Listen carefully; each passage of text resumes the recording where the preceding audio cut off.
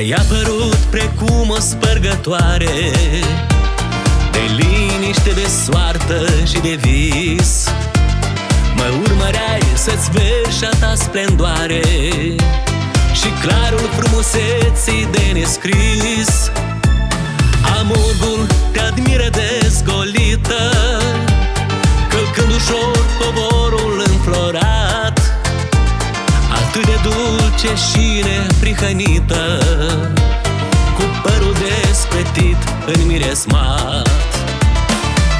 Te ador, femeie, ce frumoasă ești, te ador, femeie, atunci când îmi zâmbești. Doar tu mă faci să simt acel fior. Te ador, femeie, dulce, te ador. Te ador, femeie, ce frumoasă ești, te ador, femeie, atunci când îmi zâmbești. Cu tine greul este mai ușor. Te ador, femeie, te ador.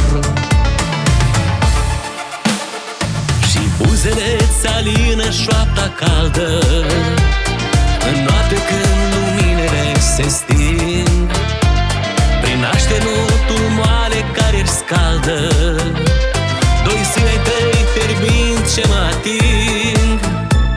De-ar fi să plec o clipă de la tine, ca într-o clipă iarăși să revin. Va fi oricum târziu, o știm prea bine, o clipă despărțiți îmbătrânim. Te ador, femeie, ce frumoasă ești, te ador, femeie, atunci când îmi zâmbești. Doar tu mă faci să simt acel fior. Te ador, femeie, dulce, te ador. Te ador, femeie, ce frumoasă ești, te ador, femeie, atunci când îmi zâmbești. Cu tine greul este mai ușor.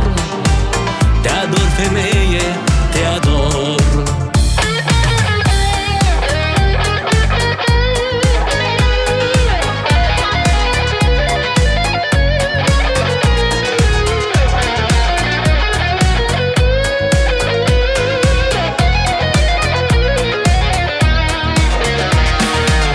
Te ador, femeie, ce frumoasă ești, te ador, femeie, atunci când îmi zâmbești. Doar tu mă faci să simt acel fior. Te ador, femeie, dulce, te ador.